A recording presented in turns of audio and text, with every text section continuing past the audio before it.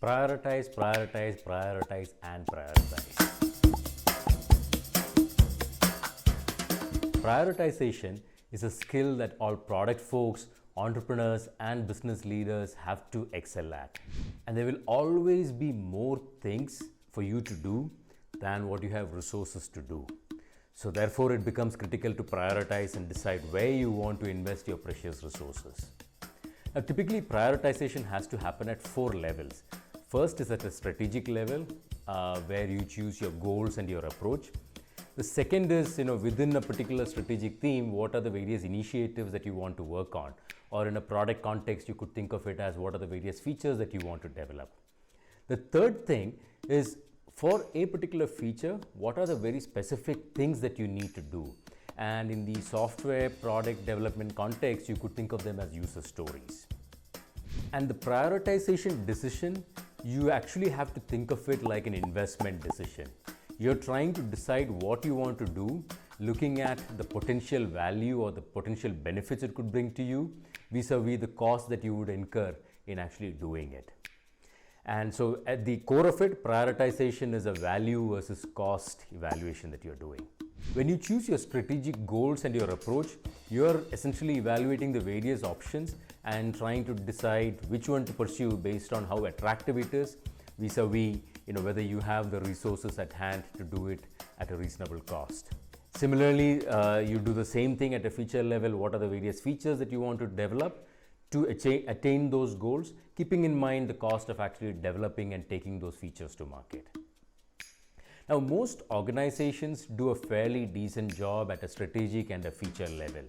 But when it comes to the user story level prioritization, most organizations struggle because there is a new contradiction that comes in. You're trying to evaluate long-term cost versus short-term value. And your engineering teams who are actually trained to think about efficiency, they start to look at long-term cost and how you can reduce long-term cost without necessarily considering the long-term value. But there are 2 key things that they probably don't consider. The first is that long-term costs don't count if long-term value is not guaranteed.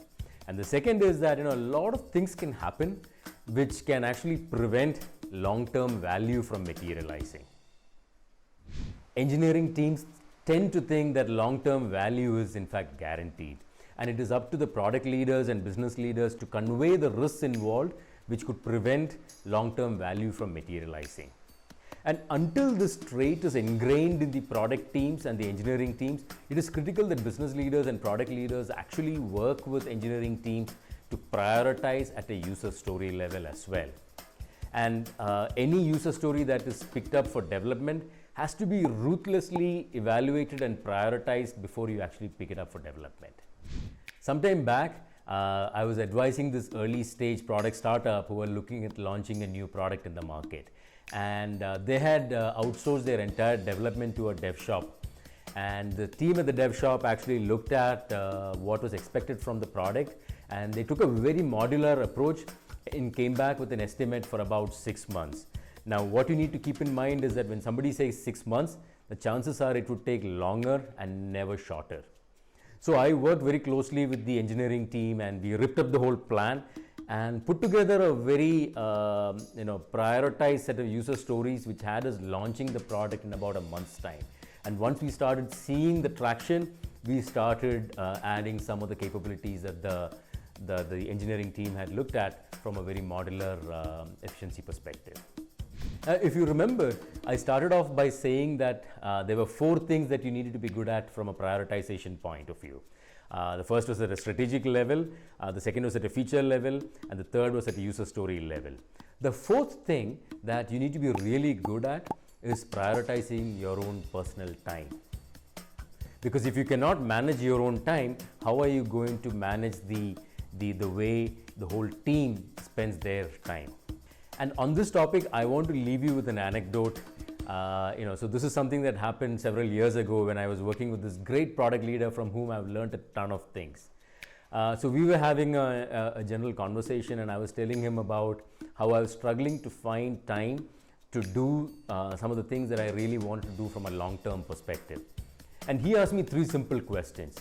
The first one was, how much time do you today spend at work? And I said about 48 to 50 hours every week.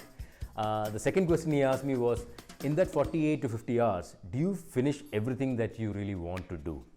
I said, of course not, right? There is tons more to be done. I'm not able to finish all of that. And the third question he asked was, now suppose you were to dial back this 48 hours down to, let's say, 44 hours, and you free up 4 hours, do you think anybody would notice? And that is the crux of prioritization. Ignoring the less critical things and really focusing on the critical things. If you're facing challenges in your organization with prioritization at any level, do give me a shout and I'd be happy to chat. And if you like this video, do give it a like and do share it with your contacts. Thank you for watching and have a good one.